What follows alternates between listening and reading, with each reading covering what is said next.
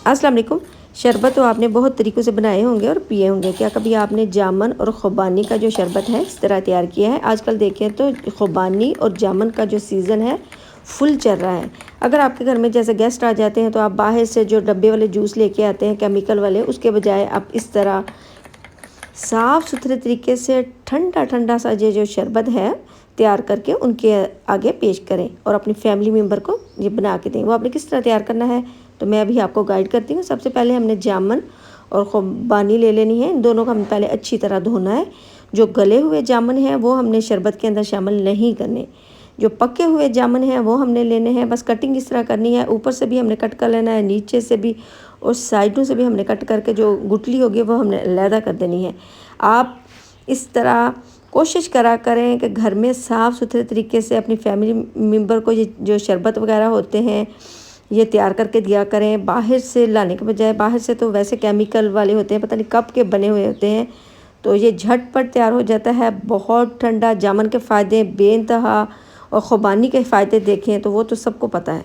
तो इस तरह हमने इनकी कटिंग कर लेनी है। इनमें से मैंने ख़ुबानी में से भी गुठलियाँ निकाल ली हैं। तो आए अब हम ये कि शरबत तैयार कर लेते हैं। जूसर जग तो हर एक के पास तकरीबन होता है, तो अगर जूसर जग में आप तैयार करें तो जूसर जग में करें, अगर हाथ वाला बीटर है उसमें करें। सबसे पहले तो हमने चीनी शामिल कर देनी है। जितने हमने शरबत तैयार करने हैं गिलासों के हिसाब से हमने अंदाज़न चीनी शामिल करनी है और जो कटे हुए जामुन और ख़ुबानी है इसको शामिल कर देना है। अब इसके अंदर हमने शामिल कर देनी है ज़्यादा सारी बर्फ़ मैं शामिल करूँगी, कुटी हुई।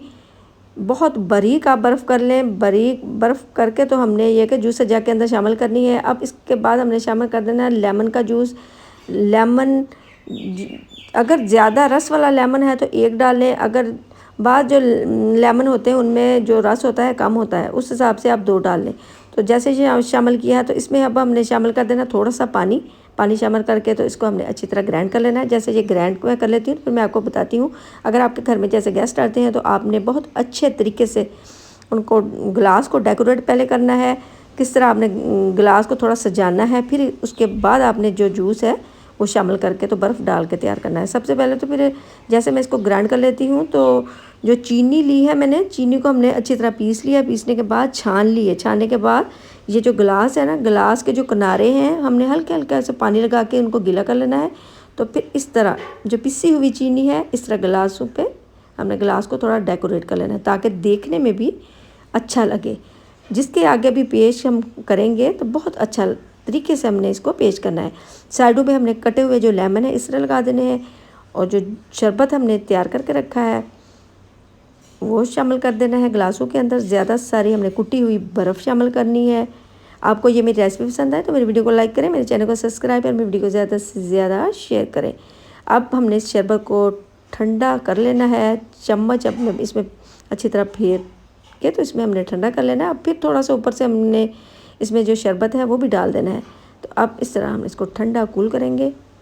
आप देख सकते हैं बहुत ज़बरदस्त ये हमारा जो शरबत है तैयार हो चुका है। अच्छी तरह हमने इसको ठंडा करना है। तो इंशाल्लाह अगर अल्लाह ने चाहा तो कल मुलाकात होगी नई रेसिपी के साथ। ये देख सकते हैं बहुत ज़बरदस्त हमारा शरबत तैयार हुआ है। कल मुलाकात होगी, उस वक्त तक ओके, अल्लाह हाफिज़।